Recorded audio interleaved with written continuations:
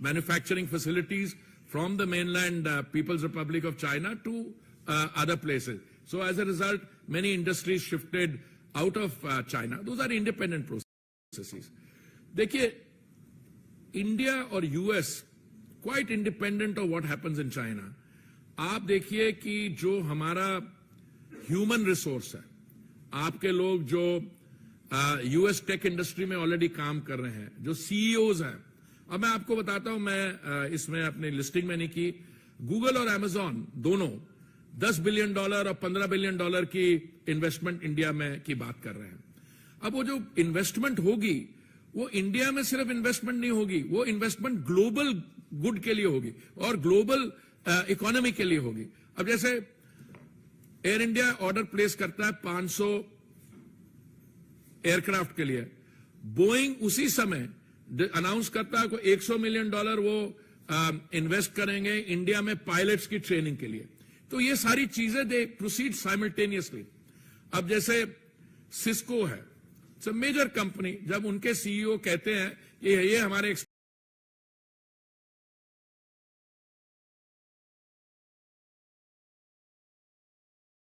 इस landmark visit की आपके साथ शेयर करना चाहता है. देखिए, मैं कॉन्फिडेंस से कह सकता हूं कि जो मेरा फॉरेन पॉलिसी और इंटरनेशनल रिलेशंस में पर्सनल एक्सपीरियंस है. 39 इयर्स मैं फॉरेन सर्विस में रहा, 14 साल मैं एम्बेसडर रहा, उसके बाद 6 साल मैं रिटायरमेंट के बाद संयुक्त राष्ट्र के साथ संबंधित कार्यों में जुड़ा रहा. मेरी प्रोफेशनल एक्सपीरियंस में अगर मैं पूरा इतिहास देखूं, जब से मैंने होश संभाली है एज अ प्रोफेशनल 1974-75 से लेके, इससे सिग्निफिकेंट लैंडमार्क विजिट कम ही होंगे और इतने सिग्निफिकेंट भी होंगे. इससे ज्यादा तो बहुत मुझे जब आप इंटरनेशनल रिलेशंस की हिस्ट्री लिखते हैं तो कहते हैं किसी एक सेक्रेटरी ऑफ स्टेट किसी देश में गया, वो देश बंद था, उसकी ओपनिंग हो गई. मैं बता रहा हूं जैसे किसिंजर विजिट टू चाइना, उसका क्या रिजल्ट हुआ. भाई जरा फोन आप नहीं, जरा बंद कर लें एक मिनट. मैं ये क्यों कह रहा हूं, कुछ तो इसमें एस्पेक्ट्स हैं जो सेल्फ एविडेंट है. हमने अपने टीवी स्क्रीन्स पे देखे जो न्यूयॉर्क में और वॉशिंगटन डीसी में माननीय प्रधानमंत्री जी की जो रिसेप्शन हुई, जो उनसे जो मिले thought leaders, business leaders, by partisan US Congress senators, जब माननीय प्रधानमंत्री जी ने joint session of the Congress को एड्रेस किया, तो प्रिजाइडिंग ऑफिसर, हाउस स्पीकर से लेके सबने लाइन अप करके और माननीय प्रधानमंत्री जी का ऑटोग्राफ रिक्वेस्ट की. Now that is both a testament to his stature as a global world leader, but it is more than that. पहले तो मैं कुछ बेसिक फैक्ट्स अपने साथ शेयर कर लूं. मैं बहुत वर्ष पहले विदेश मंत्रालय में संयुक्त सचिव था, अमेरिका डेस्क पे भी, और मैंने जो रिलेशनशिप में बदलाव आया है, जो ट्रांसफॉर्मेशन हुई है, वो मैंने फर्स्ट हैंड देखी है. और 2016 में भी माननीय प्रधानमंत्री जी गए थे, उन्होंने तब भी जॉइंट सेशन एड्रेस की थी. पर मैं समझता हूं कि दुनिया में शायद 3 का मुझे पता है लीडर्स हैं who have been invited to address the joint session of the Congress on 2 occasions. अगर आप पूरा हिस्ट्री देखें तो नेल्सन मंडेला और विंस्टन चर्चिल, तो वो वॉर टाइम प्राइम मिनिस्टर थे, और उसके बाद और नेल्सन मंडेला जो एंटी अपार्थाइड स्ट्रगल था वो था. उसके बाद किसी देश का कोई बड़ा स्पेशल रिलेशनशिप हो यूएस के साथ, कुछ वो जैसे इसराइल का, वो मैं समझता हूं, पर उनकी it's very much part of the domestic scene also. So he was given the red carpet treatment. अच्छा, हमारे यहाँ कुछ हमारे मित्र लोग हैं जो ब्रॉडली विरोधी दलों में पाए जाते हैं. वो कहते जी इस विजिट का वहां क्या असर हुआ. तो आज मैं उनकी खुशी के लिए उनको काम करने के लिए जो कवरेज विजिट की हुई है, New York Times, Washington Post, Wall Street Journal, तो ये कहना कि नहीं इस visit is not being taken seriously there. देखिए, एक तो विजिट की ऑप्टिक्स है, और मैं कह रहा हूं कि अगर कोई वो जो सम अप होता है ना, दिस इज द मोमेंट. अगर कोई बायलैटरल विजिट एक क्रिटिकल डेफिनेशन पे नया डॉन प्रोड्यूस करती है, दिस वाज दैट विजिट. और जब राष्ट्रपति बाइडेन ने माननीय प्रधानमंत्री जी को एक लाल रंग की टी शर्ट प्रेजेंट की, AI is the future. Now, AI is artificial intelligence. वहां लिखा AI is the future, America, India is the future. इसलिए मैं ऑप्टिक्स पे आप लोगों के सवाल होंगे, मैं आऊंगा, और जो लैंडमार्क विजिट हुई पर मैं आज आपका धन्यवाद देना चाहता हूं, क्योंकि कुछ ऐसे विजिट के सब्सटैंटिव अचीवमेंट्स हैं, आउटकम्स हैं, मैं समझता हूं उन पे शायद अभी फोकस होना शुरू नहीं हुआ. और these are embodied in the joint statement, और जॉइंट स्टेटमेंट शायद 58 पैराग्राफ की है, पता नहीं आप में से कितना लगे. मैं उसमें से 5-6 जो रियली सब्सटैंटिव मेरे हिसाब से आउटकम्स हैं वो मैं आपके साथ शेयर करना चाहता हूं. Inauguration of ISET, initiative on critical and emerging technologies, जो हुई है जनवरी 23 as a major milestone in US India relations. NASA, आप नासा जानते हैं, इसरो को भी जानते हैं, to develop a strategic framework for human space flight cooperation by 2023. इसका आप महीना पूरा समझ रहे हैं. अगर इसरो नासा कोऑपरेट करेंगे space flight, human space flight cooperation, उसका क्या मतलब है आगे जाते. और president Biden appreciated India's signing of the Artemis Accord, which will advance a common vision of space exploration for the benefit of mankind. देखिए, पहले हम टेक्नोलॉजी की बात करते थे, हम डिफेंस की बात करते थे, अब ये जो कटिंग एज कोऑपरेशन है स्पेस सेक्टर में. Strategic signing of an MOU on semiconductor supply chain and innovation, Micron Technology to invest up to $825 million to build a new semiconductor assembly and test facility in India. Creating secure and trusted telecommunications. Public-private cooperation between vendors and cooperation, India's Bharat 6G Alliance and US Next G Alliance, a trusted network, trusted sources, bilateral framework.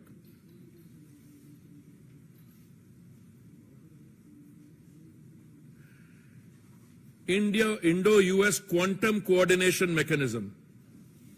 अभी हाल में आपने देखा था जो cabinet के decision हुए हैं हमारे यहाँ, और launch of a $2 million grant program under the US-India Science and Technology Endowment Fund for the joint development and commercialization of artificial intelligence and quantum technologies. 35 innovative joint research collaboration in emerging technologies. US supports India's leadership as chair of the Global Partnership on Artificial Intelligence, applauded Google's intent to continue investing through its $10 billion India Digitization Fund. $140 million in-kind contribution from the Indian Department of Atomic Energy to the US Department of Energy's Fermi National Laboratory. अब आइए आप defence partnership पे. Defense Industrial Cooperation Roadmap, concluding a security supply arrangement and initiate discussions about reciprocal defense procurement agreement. और जो एक मैं समझता हूं बहुत ही महत्वपूर्ण इसमें MOU साइन हुआ है जनरल इलेक्ट्रिक और हिंदुस्तान एरोनॉटिक्स के बीच जिसमें जीई के F414 जेट इंजन्स का भारत में manufacture for the light combat aircraft mark 2, और आप जॉइंट स्टेटमेंट में पढ़े वहां पे it is to enable tech transfer as well. India's emergence as a hub for maintenance and repair for forward deployed US Navy assets, launch of US-India Defense Acceleration Ecosystem, or India plans to procure General Atomics MQ-9B HALE UAVs. अब आइए clean energy पे. US-India Climate and Clean Energy Agenda 2030 Partnership and Strategic Clean Energy Partnership. India's decision to co-lead the multilateral hydrogen breakthrough agenda, decarbonizing the transport sector, और मेरे मंत्रालय से एक जुड़ी हुई है ग्लोबल बायोफ्यूल्स अलायंस, जो हम अपनी G20 की अध्यक्षता में फ्लोट कर रहे हैं जुलाई में. इसमें यूएस और इंडिया लीड ले रहे हैं.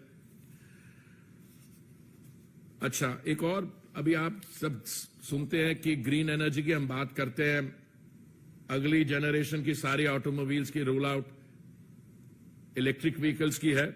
तो एक बड़ी important, US welcomes India as the newest partner in the minerals security partnership. Then nuclear energy in global decarbonisation, lifestyle in environment life initiative हमारे प्रधानमंत्री का. तो ये आपको मैंने कुछ इसलिए हाईलाइट की है बिकॉज मैं आपसे ये शेयर करना चाहता हूं. एक विजिट होती है, वो अपने आप में लैंडमार्क विजिट है, उसकी सिग्निफिकेंस, उसकी मैसेजिंग जो है बिल्कुल क्लियर है. अब मुझसे किसी ने पूछा इसके हमारे बगल वाले देशों पे क्या असर होगा, तो मैं आपको उसके बारे में बताना चाहता हूं. United State and India stand together to counter global terrorism and unequivocally condemn terrorism and violent extremism in all its forms and manifestation. ये तो स्टेटमेंट है. जो भी देश आतंकवाद के खिलाफ होते हैं, ये जनरल फैसले, पर ये आप सुनिए.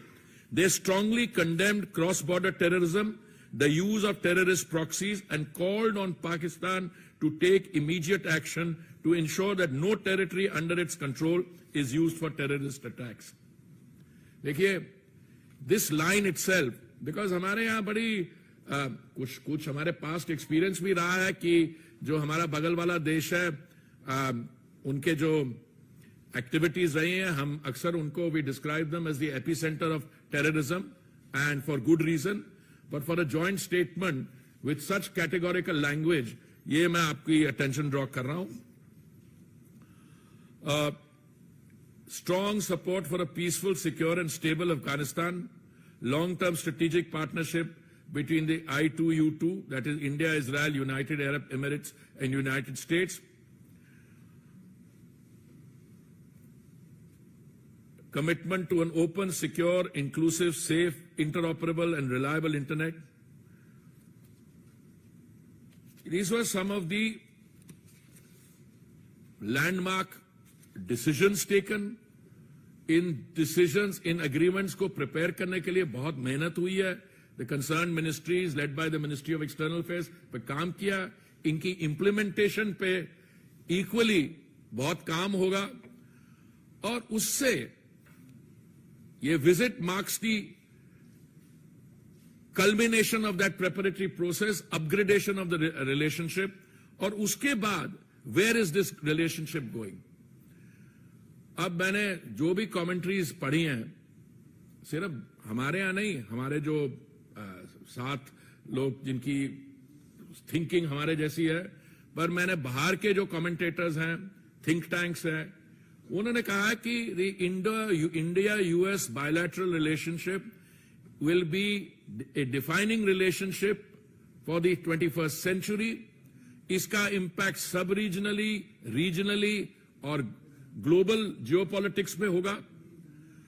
और ये रिलेशनशिप, जैसे प्रधानमंत्री जी बता रहे थे, देखिए हम टेक्नोलॉजी पे इन्वेस्ट करते हैं, उस टेक्नोलॉजी पे जो उसका जो आउटकम होगा, उसके लिए markets, 2 large markets. United states today is what, a $23-24 trillion economy.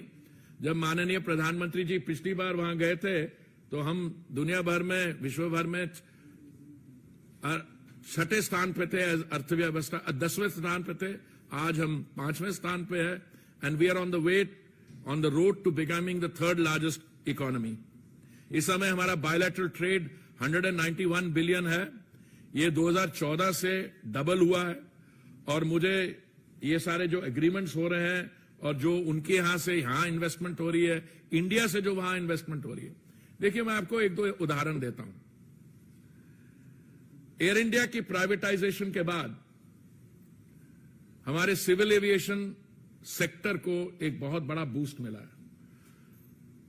Air India ने 500 हवाई जहाज, different configurations, wide bodied 320 etcetera order किए, और उसके साथ आप देखिए employment spin off United states में कितना हुआ है। एयर इंडिया ने ऑर्डर किए, अभी हाल में एक और प्राइवेट एयरलाइन है, इंडिगो ने ऑर्डर किए। तो दुनिया भर में अगर आप सिचुएशन देखिए, India is not only a bright spot, a fastest growing economy, but the employment opportunity that the Indian growth story is generating, not only for the United States, but for Europe. Airbus is a European conglomerate. All this is happening and contributing to global growth. हमारे बीच में bilaterally trade disagreements रहे हैं. A very welcome feature of this is कि हमारे जो 6 trade dispute ongoing हैं, उनको हमने तय कर लिया कि इनको हम आपस में bilaterally resolve कर देंगे outside the World Trade Organization processes. मुझे पता नहीं हमारे यहाँ से कितने हमारे विद्यार्थी वहां पढ़ने जाते हैं, पर मुझे लगता है कि हम में सब लोग, हम जो बैठे हुए हैं, हमारे परिवार में से हमारे जानने पहचाने वाले, एक उनको ये समस्या होती थी कि जो H1B वीजा पे गया या स्टूडेंट्स या कोई और काम करने गए हैं वहां पे, उनको अपने वीजा के रिन्यूअल के लिए देश से बाहर जाना पड़ता था। तो अभी एक पायलट प्रोजेक्ट शुरू किया है जिसमें एक एक्सपैंडेड पूल होगा बाद में H1B and L visa holders के लिए। तो उनकी जो वीजा रिन्यूअल्स हैं वो domestically without having to go abroad हो जाएगा। This was a long pending demand. अभी मैं जैसे मैंने कहा, अभी तो ये only a pilot project, but this is likely to expand to get a much broader coverage. देखिए, रिलेशंस बिटवीन टू कंट्रीज आजकल की दुनिया में आप देखते हैं कि सारी आपको यहां बैठ के आप आईफोन पे कम्युनिकेट कर सकते हैं, पर फिर भी जो गवर्नमेंट्स होती हैं उनको इकोसिस्टम बनाना होता है। तो अमेरिका ने निर्णय लिया है कि वो 2 नए कॉन्सुलेट्स खोलेंगे, बंगलुरु और अहमदाबाद में, और हमने जो निर्णय लिया था पहले सिएटल में कॉन्सुलेट खोलने का, उसको हम ऑपरेशनलाइज करेंगे और दोनों देश तय करेंगे एक और इंडिया कॉन्सुलेट कहां खोलेगा। मेडिकल हेल्थ इशू एरियाज में बहुत ऑल्सो भी डेवलपमेंट्स हुए हैं, और हमने उनका धन्यवाद किया। Repatriation of antiquities to India by the United States, interest in working quickly towards a cultural property agreement also. So मैं I stop here. I'll be very happy to take questions both on the substantive outcomes and in any related aspect of the visit that you might have an interest in. जी, आप अब identify करिए। Sorry,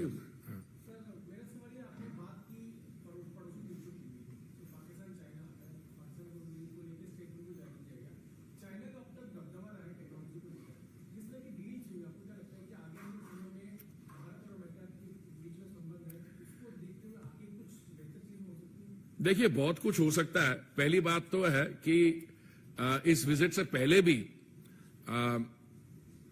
कुछ ऐसी processes थी independent of the India relationship, जहां पे कुछ high technology sectors में US entities were beginning to reconsider their position in terms of commitment to production in China.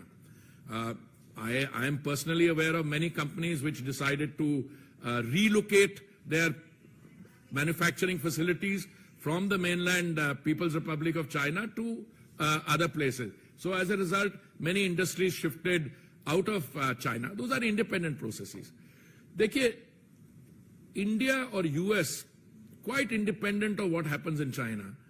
आप देखिए कि जो हमारा ह्यूमन रिसोर्स है, आपके लोग जो यूएस टेक इंडस्ट्री में ऑलरेडी काम कर रहे हैं, जो सीईओज हैं, और मैं आपको बताता हूं, मैं इसमें अपनी लिस्टिंग में नहीं की, गूगल और अमेजॉन दोनों $10 बिलियन और $15 बिलियन की इन्वेस्टमेंट इंडिया में की बात कर रहे हैं. अब वो जो इन्वेस्टमेंट होगी, वो इंडिया में सिर्फ इन्वेस्टमेंट नहीं होगी, वो इन्वेस्टमेंट ग्लोबल गुड के लिए होगी और ग्लोबल इकोनॉमी के लिए होगी. अब जैसे एयर इंडिया ऑर्डर प्लेस करता है 500 एयरक्राफ्ट के लिए, बोइंग उसी समय अनाउंस करता है को $100 मिलियन वो इन्वेस्ट करेंगे इंडिया में पायलट्स की ट्रेनिंग के लिए. तो ये सारी चीजें दे प्रोसीड साइमल्टेनियसली. अब जैसे सिस्को है, इट्स अ मेजर कंपनी, जब उनके सीईओ कहते हैं कि ये हमारे एक्सपेंशन प्लान्स हैं, that expansion plans not only affect and benefit the Indian economy, they benefit a lot of other processes. So sort of global जो MNCs हैं, देखिए अभी आप देख के चलिए दुनिया भर में अगर you do have a listing of all the major MNCs, the American MNCs are the they get the top listing. Indian companies also. अब जैसे ग्रीन हाइड्रोजन में वहां पे एक बड़ा एक उनका प्रोग्राम है to encourage green hydrogen. हमारी कंपनीज भी इन्वेस्ट कर रही हैं वहां पे जाके. They want to take advantage of that. But if green hydrogen becomes, as is expected to, the fuel of the future, so this will benefit not only India and the United States, it will also benefit the transition from fossil fuel energy to pure green energy. Sir, Mohit Bhatt.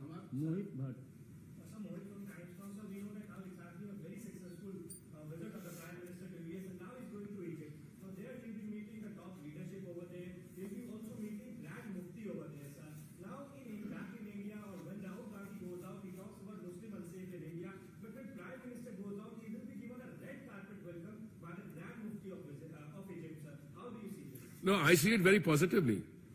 Whether Mr. Gandhi is able to comprehend the importance of the Egypt visit, I don't know. But let me share with you something. India and Egypt have so much in terms of our past, in terms of the potential for further enhancement. I will just go back as ancient civilizations. I want to start there. We have our Indus Valley civilization. You have the, Egyptian, Mesopotamian civilization. You have the other links. Then you fast forward in history. You come to the post Second World War era, the decolonization. You have the era of Nehru, Nasser, and Tito. Okay. Then you come even forward. Egypt is a country which has been very active on the diplomatic front in the world. It has also a country with, major contribution to global processes. And I think somewhere, as we look back, prior to the Egyptian presidents coming here, there was a certain, I wouldn't use the word neglect, but that momentum was there. Now with the Honorable Prime Ministers going to Egypt and the not only the Grand Mufti is welcome, but overall, I mean, I see a very positive impact not only in terms of India, but also the other countries in the region. And I think we have all, we've already got excellent relations with countries in the Gulf, very strong relations. There are relations in energy and other things. So I think in the overall conduct of our diplomacy and outreach, the Egyptian leg of the Prime Minister's visit, his two-day visit there, I'm sure, I mean, he's, I think, scheduled to land at around 1500 hours our time. It will be another very significant outreach visit, and I'm sure that all of you will be monitoring the evolution of that visit literally minute to minute, as you did in the case of the US leg. एक second ये Republic थी sir Ganesh Patil Republic से Russia और China America जो तीनों बड़े देश हैं अपनी समस्याओं से घिरे हैं. इस दौरान प्रधानमंत्री के रोल किस तरीके से देखते हैं? किसको? प्रधानमंत्री नरेंद्र मोदी के रोल को किस तरीके से देखते हैं? देखिए ऐसा है, आपने जो अमेरिका के बारे कहा, चीन के बारे कहा, वो कहा। प्रधानमंत्री जी उन लीडर्स में से है, पहले तो उनकी पॉपुलैरिटी रेटिंग देख लीजिए। मैंने उस दिन एक असेसमेंट देखी, वहां आपकी लीडिंग रेटिंग 70s में है, बाकी जो लोग आते हैं they are somewhere else. But his personal relationship with world leaders और उनकी जो the value of his voice and his statements, the impact of that. मैं आपको एक चीज बताना चाहता हूं, जैसे यूक्रेन के में जो आपने क्योंकि रूस का नाम लिया, India has been totally consistent from the day go. हमारी पोजीशन ये रही है, this is not a time for war, we should use diplomatic means of persuasion, we should have de-escalation. और वही मैसेज माननीय प्रधानमंत्री जी ने in the joint address to both houses of parliament दिया, और बाकी इंटरैक्शन में भी। और मैं समझता हूं कि प्रधानमंत्री जी के बाद रूस में और यूक्रेन में और बाकी जगह सुनी जाएगी। And when the time come, you see all these processes are not one can't say कि when the time comes, but the Indian by the Prime Minister Modi personally will have a role to play in not only advising caution as he's been doing all along, but helping resolve these issues. Amud Rai.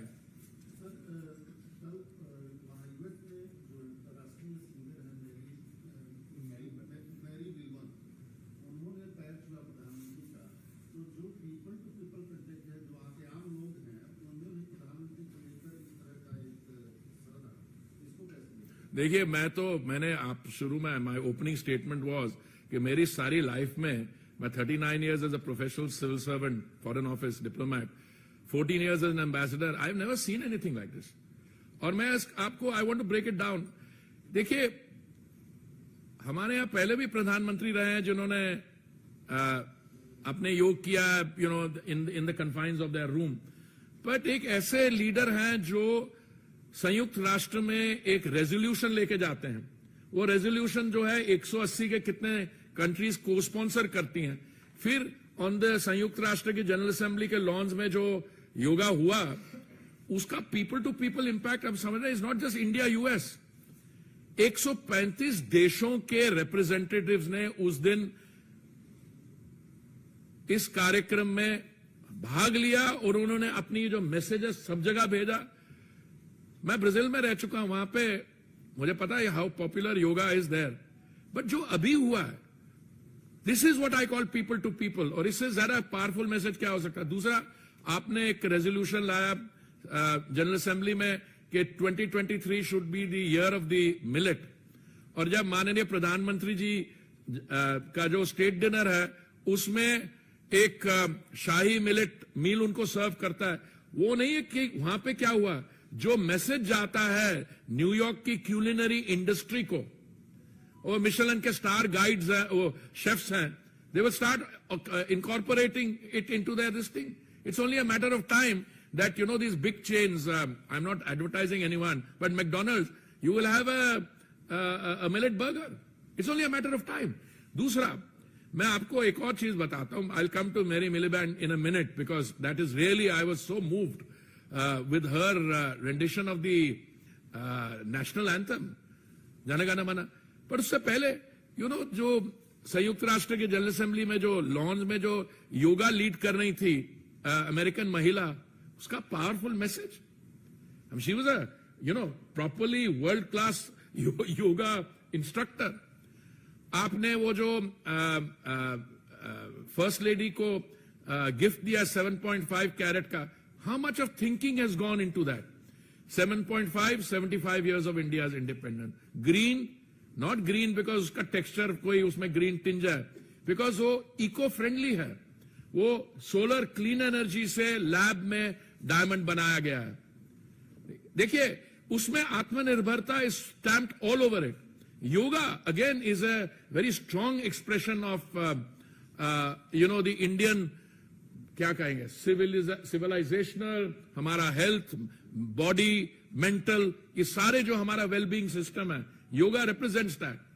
Millet equally, as a time when the world is facing a food crisis or rice and all are heavily water consuming cereals. But now I come to Mary Miliband. Dekhiye, I have lived in New York. All right. I was India's ambassador there. मैं वैसे भी उसके बाहर रहा हूं.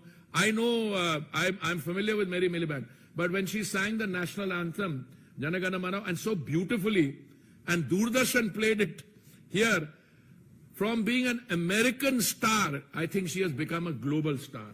क्योंकि 140 करोड़ भारतीय लोगों ने सुना और हमारे यहाँ तो ऐसा हमने इमोशनल लोग हैं.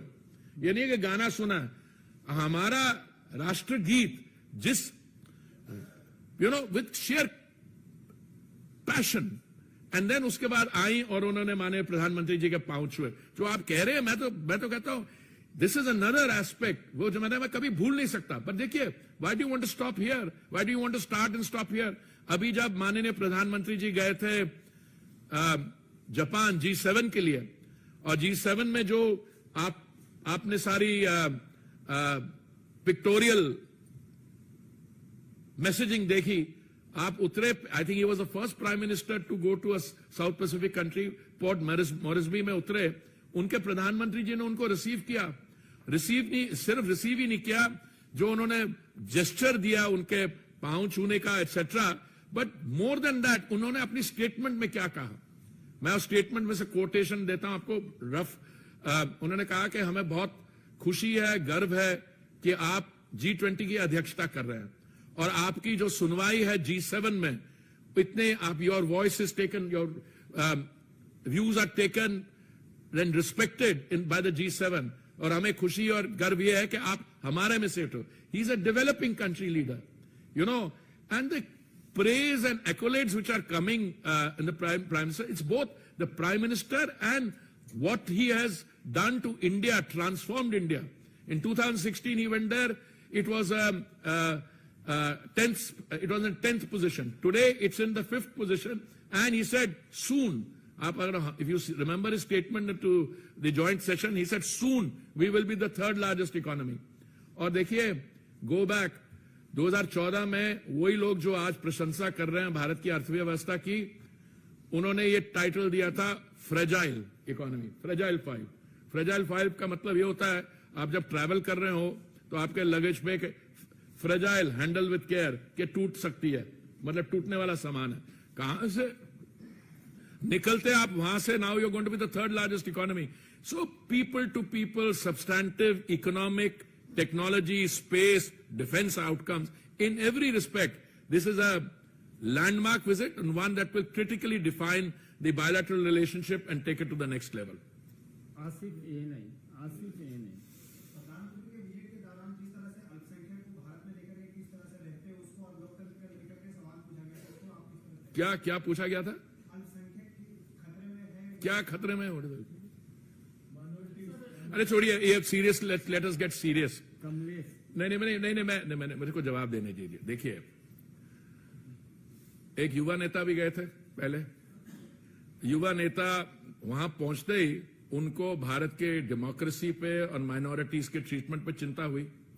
तो डेमोक्रेसी के बारे तो मैंने उनको याद करवाया, और आप क्योंकि आप वो विषय ला रहे हैं, ये विषय माननीय प्रधानमंत्री जी किसी ने सवाल पूछने तो उन्होंने अपना वो निकाल के जो कड़ाकेदार जवाब दिया, उसके बाद मुझे लगता है ये सवाल कहीं नहीं पूछा था, पर आपने पूछ लिया, मैं बताता हूं आपको. देखिए, भारत के इतिहास में हमारे यहां लोकतंत्र ये 1947 की नहीं है. हमारे यहां वैशाली में रिपब्लिक्स हुआ करती थी. सो हम सिर्फ लार्जेस्ट डेमोक्रेसी, ओल्डेस्ट नहीं है, we are the mother of democracy. Point 1. Point 2, हमारे इतिहास में एक ही ओकेजन है जब democracy was sought to be derailed, sought to be, वो भी नहीं कर पाए. वो था जब माननीय युवा नेता की ग्रैंडमदर ने सिविल लिबर्टीज को कर्टेल किया और जून 1975 में उन्होंने इमरजेंसी लाए. उसके बाद देखिए क्या हुआ. दूसरा, माइनॉरिटीज की बात है. जब नेताजी 13 साल के थे, उस समय आसाम में नेली में एक मैसेकर हुआ था, 2000 लोगों की कत्लेआम 2000. जब उनकी 14 साल आयु थी तो मेरी कम्युनिटी के 3000 लोग मारे गए थे. तो ऐसे है हमारे वेस्टेड इंटरेस्ट तो होंगे डोमेस्टिकली, बाहर कोई किसी की बात कर देगा अच्छा साहब बहुत बढ़िया चल रहा है, पहले का नहीं कोई देख नहीं रहा, नहीं साहब वो किसी ने चिट्ठी लिखी है। वो एक महिला है जिन्होंने चिट्ठी लिखी थी, माननीय प्रधानमंत्री जी जब बोल रहे थे, when he was addressing the general the joint session, मैंने गिना नहीं, किसी ने बोला 17 बार स्टैंडिंग ओवेशन मिली, 17 बार। और ये महिला जो उनका नाम जोड़ा जाता है, each time she was standing and uploading. वो मेरे को हमारे किसी साथी ने हमें को वो विजुअल्स भेजे हैं, और कोई 75 बार अप्लॉज मिली है। तो हम किसकी बात कर रहे हैं, कौन सी माइनॉरिटीज की? मैं माइनॉरिटीज का हूं और मुझे मालूम है आप क्या बात कर रहे हैं। आपकी सो माइनॉरिटीज हैं, दे हैव मेरे हिसाब से नॉट ओनली इक्वल अपॉर्चुनिटी, माननीय प्रधानमंत्री जी ने बहुत ब्यूटिफुली कहा इन द जॉइंट एड्रेस, हमारी सारी जो योजनाएं हैं विदाउट कास्ट, जेंडर और रिलीजियस कंसिडरेशन। मैं कई ऐसे कार्यक्रमों में मैंने भाग लिया है, एक है आयुष्मान भारत का, एक पर्टिकुलर कार्यक्रम है, 95% जो लाभार्थी थे उस दिन वो एक माइनॉरिटी कम्युनिटी के थे और मेरी कम्युनिटी के नहीं, एक और के। So I think that answers your question. एक second Brahm Prakash ji, Kamlesh ji, Bharat express. Sir, लोगों का कंसर्न है कि रसिया हमारा फेयर वाला फ्रेंड है, इस डील के बाद जहां डिपेंडेंसी 65% तक रसिया पे थी, क्या जी? रसिया पे डिपेंडेंसी थी हमारी, मतलब निर्भरता थी, इस डील के बाद हम लोग कहीं ना कहीं अमेरिका की तरफ झुकते जाएंगे और जो रूस के सामने घटा जाएगा। देखिए मैं आपको एक चीज बताऊं, ये बिल्कुल आप किसी को इस पर चिंता नहीं करनी चाहिए। इस समय 50% हमारी जो गैस है वो इम्पोर्ट होती है, हमारी डोमेस्टिक प्रोडक्शन बढ़ती जा रही है हर साल। जहां तक कच्चा तेल जिसकी बात कर रहे हैं, अभी भी हमारी काफी इम्पोर्ट डिपेंडेंस है। पहले हम 27 देशों से करते थे, आज हम 39 देशों से करते हैं। हम रूस से भी हमारे इंपोर्ट्स बढ़ गए हैं, इराक से भी बढ़ गए हैं, अमेरिका से बढ़ गए। हम एनर्जी $20 बिलियन की अमेरिका से ले रहे हैं। देखिए एनर्जी सोर्सिंग और ये प्रोसेसेस में मुझे लगता है कोई ज्यादा प्रॉब्लम नहीं है। क्यों, मैं आपको समझाता।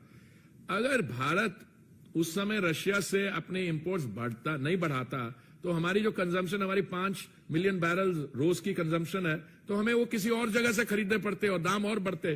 तो इसलिए जो भी जियोपॉलिटिकल सिचुएशन इवॉल्व करेगी, हम उसको नेविगेट करेंगे और देखेंगे कहां से खरीदना एक्सेट्रा। तो मुझे इस बारे कोई चिंता नहीं है। ब्रह्म प्रकाश जी न्यूज। मेरा सवाल ये है कि जब देश के प्रधानमंत्री बाहर विदेश यात्रा पर है, कांग्रेस पार्टी की तरफ से प्रधानमंत्री की तस्वीरें ट्वीट की जा रही है, आपने देखा होगा, कमेंट किए जा रहे हैं। आज एक ट्वीट की गई कि मैं और मेरा टेलीकाउंटर, कल ट्वीट किया गया कि मुझे डिक्टेटरशिप से डर नहीं लगता, डेमोक्रेसी। तो लगता है आपको किस तरह प्रधानमंत्री पद का अपमान नहीं, प्रधानमंत्री जी का क्या स्टेचर है और उनके पद का, उन्होंने उस पद को वो क्या कहां ले गए हैं, पर आपका क्या मतलब? मैं लाइटर वेन में पूछ रहा हूं, जिन लोगों की आप बात करेंगे, इनको अपनी फ्रस्ट्रेशन जो है इनकी, इसको नहीं एक्सप्रेस करना चाहिए। मैं तो कहता कही है, थोड़ी सी एंटरटेनमेंट वैल्यू होती है और ये लोग आपस में बैठने की भी कोशिश करते हैं।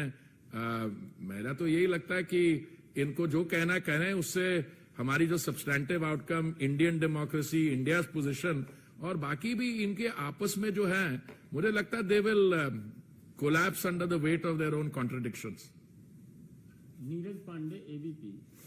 पुरी साहब, मेरा इसी से जुड़ा हुआ सवाल है कि जब रेड कार्पेट बिछाया जा रहा है अमेरिका में प्रधानमंत्री नरेंद्र मोदी के लिए, पूरी दुनिया वहां फाइट कर रही है, तो उस समय कांग्रेस उन्हें नीचे दिखाने का कोई मौका नहीं छोड़ती, इससे की जरूरत होती है। तो सही बात है, वो मौका ढूंढते हैं, पर मौका क्या ढूंढते हैं? अब जैसे उनकी एक पर्टिकुलरली श्री की, if I can use the word, एक आप ही के बिरादरी से उठी हुई हैं, वो अभी उनकी प्रवक्ता बन गई हैं, तो जो भी कहीं पढ़ लेती हैं कुछ, तो एकदम रिसर्च किए बगैर बोल देती हैं। वो जी इतनी स्ट्रांग स्टेटमेंट दी आपने चीन के खिलाफ, वो जो 1267 कमेटी की वो लिस्टिंग की बात थी, और फिर कहती है पर आपने चीन का नाम नहीं लिया। अरे मैडम, थोड़ा देख तो लो इंटरनल प्रोसेस, ये इंटरनल होता है, आप तो किसी का नाम भी नहीं ले सकते 1267 में। तो हमने जो मैसेज करना था कर दिया और लोगों को समझ भी आ गई, पर ये मैडम जो प्रवक्ता हैं उनको नहीं आई है। तो ये लोग कई चीजें कहेंगे। एक कल मैंने किसी से अब मैं उस दिन रात को ये आपका एक कार्यक्रम था, मैं उसको देख रहा था 3:45 बजे तक। एक कांग्रेस का प्रवक्ता था, जब visit was at its peak, जो ज्वाइंट सेशन था, उसने कहा था कि नहीं, this is not the time to criticise. उसको भी लगेगा ये इतनी बढ़िया विजिट हुआ, क्रिटिसाइज करोगे तो अपनी निंदा साथ में करवा लोगे। मैं कुछ और कहने वाला था। एनीवे, अंतिम प्रश्न है हिमांशु। सर, एक सवाल ये जानना चाहता हूँ कि जिस तरीके से प्रधानमंत्री के बाहर जाते हैं लोग, बड़े बड़े राष्ट्राध्यक्ष पैर पड़ते हैं, बहुत सम्मान मिलता है, बहुत जबरदस्त तरीके से बताया जा रहा है कि प्रधानमंत्री की जो छवि है पूरी दुनिया भर में बहुत अच्छी बनी है, वर्ल्ड लीडर। लेकिन भारत में ही कुछ लोग जो बोलते हैं प्रधानमंत्री की विजिट के बाद में कि प्रधानमंत्री के डीएनए में ही लोकतंत्र नहीं है। हिंदुस्तान के अंदर इतनी ज्यादा फेमिनिस्टता बह गई है कि लोग एक दूसरे पर शक करते हैं। देखिए लोग क्या कहते हैं, ये द वेरी फैक्ट। वो कहते हैं लोकतंत्र खतरे में है, वो ऐसी बेहुदा बात कर देते हैं। वे शोज के बहुत यहाँ पे फ्रीडम ऑफ स्पीच है। मैं तो कहीं और से आया हुआ, मेरे 40 साल कहीं और स्पेंड किए थे। सुबह से लेकर शाम तक कोई ना कोई बेवकूफी की बात कर जाएगा, ट्रोलिंग कर देगा। देखिए ये जो मोटिवेटेड क्रिटिसिज्म पीएम साहब की हो रही है, हम क्या कहते हैं, आपको लगता है कि हमसे कोई गलत काम हुआ या आपको लगता है इसमें कोर्स करेक्शन की जरूरत है, आप करिए, और हम कर रहे हैं। पर जब प्रधानमंत्री जी ने वहां पे ज्वाइंट सेशन को ऑफ द कांग्रेस को बोला कि हम 40 मिलियन मतलब 4 करोड़ लोगों को प्रधानमंत्री आवास योजना का वो दिया, it is bigger than the population of Australia.